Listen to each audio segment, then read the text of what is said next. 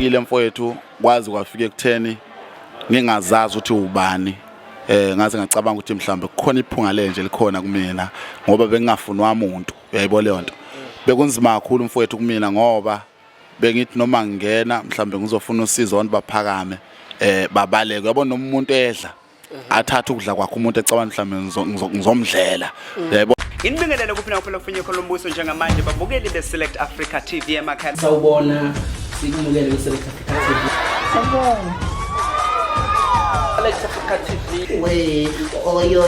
we. Our King Nuwas with Select Africa TV and we are subscribed by bafowethu uhlezi usibuka njengoba ngiphathele insizwa nje.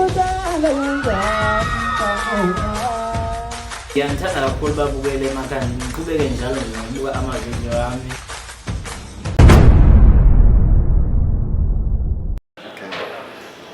Phungalenja mfowethu umhlaba uyanyakaza kuthini ukuphawula kwakho ngento eyenzeke kwinkosi yamabhenca engicabanga ukuthi ithinta umhlaba wonke ithinta nesintu isintu sethu thina amaZulu mana bafo yibi lenkosi ngikhuluma ngongezwe emchunu umlando ngoba mfowethu kube nenkinga phakathi kwakhe namaphoyisa okuyinto ekhulunywa kakhulu manje ngayo uyabona mfowethu uyabona kube kuyangami ngabe amaphoyisa ayabanjwa ashaywe yabona nje lento eyenzekile mfowethu imbi iyanginyanyisa ngoba amaphoyisa yiwona esithembele kuona samabhinqa samaZulu siyisizwe sonke saseNingizimu Afrika sithembele emaphoyiseni ayikho into esiyenza ngaphandle kwabomthetho kodwa makuyibona abadelela before bedelele thina ngizwile ukuthi bathethe into zokusebenza ngangizwe akekho ongazi ukuthi ungizwe unokusebenza kwabadala bathethe lezi zinto bayilahla bafu yizwa leyo nto iyo nto enginyanyisa kakhulu ngoba sebedelele wonke uZulu yebo leyo nto uZulu uthembele edlozini and manje mabe benza lento abayenzile mfowethu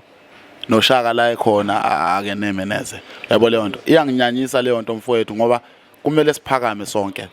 sime nayo ngizwe ngizwile futhi ukuthi labantu bakhuluma isingisi yabo leyo nto iyanginyanyisa mfowethu leyo nto angeneme neze ngisamfuna macingwane ke ngikhulume naye ngizwe kahle ukuthi yini kwenze njani yabo leyo nto mfowethu ngoba basidwayela labantu basidelele impela futhi basidelele impela kumele baxolise bahlawule yebo leyo nto yebo bhuti kube babambena ngizwe bamshaya mhlambe kuphela kunokuthi benze lento abayenzile edlozini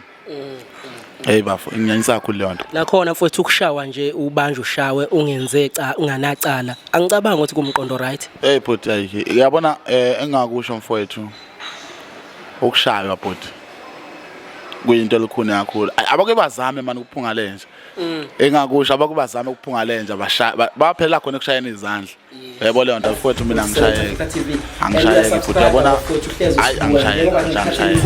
ngiyakuzwa ngabe yami ngiyakuzwa mfowethu isizwe sonke samabhinqa sidiniwe umhlaba wonke udiniwe kunyakaza wonke umuntu bafowethu ngenxa nje yalento eyenzakalile bafowethu konakele